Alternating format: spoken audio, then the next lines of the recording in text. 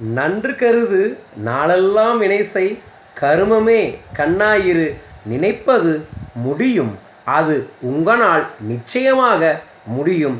ஆனந்த வணக்கம் அன்பு நண்பர்களே, நம்பிக்கையின் மீது நம்பிக்கை வை வீடியோ பதிவில் இன்னைக்கு நம்ம பார்க்க இருப்பது அப்பா.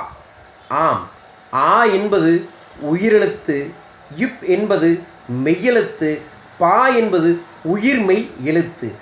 நம் வாழ்க்கைக்கு உயிரையும் மெய்யையும் கொடுக்கக்கூடிய நம்மை பெற்ற அப்பாக்களுக்கான வீடியோ இது. குழந்தைகளுக்கான வீடியோ அல்ல, பெற்றோர்களுக்கான அப்பாவிற்கான வீடியோ தான் இந்த வீடியோ.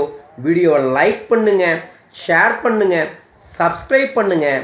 ஒரு சிறந்த அப்பா எப்படி இருக்கணும், ஒரு சிறந்த குழந்தையை உருவாக்கணும் அப்படின்னா அது ஒரு சிறந்த தந்தையால் மட்டுமே முடியும். அந்த சிறந்த தந்தை பல பேர்களின் வாழ்வில் வெறும் இன்ஷியலுக்காக மட்டுமே இருக்கிறாங்க. வெறும் இன்ஷியலுக்காக இருக்கக்கூடிய அப்பாவால் ஒரு சிறந்த குழந்தையை, மகனை உருவாக்கவே முடியாது. அப்படி என்றால் என்னென்ன செய்ய வேண்டும் என்பதைத்தான் இதில் நான் பதிய வைக்கப் போகின்றேன். மிக முக்கியமாக அப்பா என்பவர் குழந்தை பிறக்கும்போது எப்படி ஒரு உயிர் பிறக்கிறதோ அதுபோல் ஒரு உயிர் பிறக்கும்போது அப்பா என்பவரும் பிறக்கிறார். அப்பா என்ற தகுதியும் பிறக்கின்றது.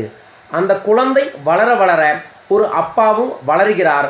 அந்த குழந்தை வளரும் பொழுது அந்த குழந்தையை எல்லா விதத்திலும் குழந்தையுடன் குழந்தையாய் ஆடி ஓடி விளையாடி அந்த குழந்தையுடன் ஆனந்தமாக இருந்து அந்த குழந்தையுடன் துக்கம், சந்தோஷம், விளையாட்டு என அனைத்து சூழலிலும் குழந்தையுடன் குழந்தையாக எந்த தந்தை இருக்கிறாரோ அந்த தந்தை வளர்த்த குழந்தையானது தன்னம்பிக்கையுடன் இருக்கின்றது, மன தைரியத்துடன் இருக்கின்றது, சுய முன்னேற்றத்தை அடைவதற்கான உள்ளாற்றலையும் அந்த குழந்தை தன்னாலேயே உருவாக்கி கொள்கிறது.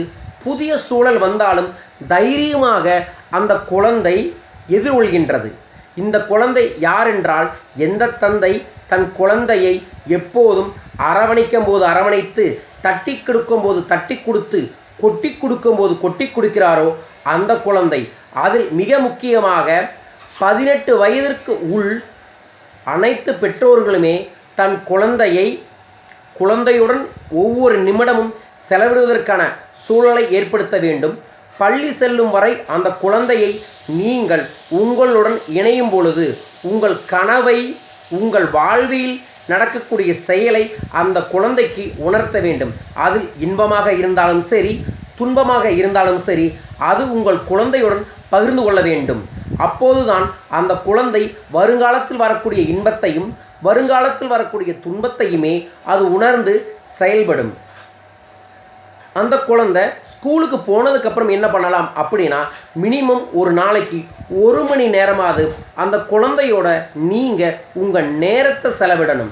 நீங்கள் அந்த குழந்தைக்காக 24 மணி நேரத்தையும் செலவு பண்ணி பணம் நிறையா சம்பாதிக்கிறீங்க. அந்த பணத்தை வச்சு எந்த விஷயமும் செய்ய முடியாது. நீங்கள் அந்த 24 மணி நேரத்தில் 1 மணி நேரம் அந்த குழந்தைக்காக செலவு பண்ணுங்க. நீங்கள் 15 வயது வரைக்குள் ஒவ்வொரு குழந்தையிடம் செலவு பண்ணக்கூடிய ஒவ்வொரு மணி நேரமும் அந்த குழந்தையை தன்னம்பிக்கை உள்ளவனாகவும் உற்சாகம் உள்ளவனாகவும் வரும் காலத்தில் ஒரு வீர தீரமிக்க ஒரு வெற்றிகரமான குழந்தையாயும் உருவாக்கும் என்பதை புரிந்து கொண்டு அனைத்து பெற்றோர்களுமே இன்று முதல் நீங்கள் செய்ய வேண்டிய மிக முக்கியமான ஒரு விஷயம், ஒவ்வொரு மகனுடனும் 1 மணி நேரம் செயல்படுங்கள். அந்த காலத்தில் 6 பேர் 7 பேர் குழந்தைகள் இருக்கும்போது அனைவரோடும் ஓடி ஆடி பெற்றோர்கள் இருந்தாங்க. இப்போ இருக்கிறதே ஒரு குழந்தை 2 குழந்தை அதிகபட்சமாக.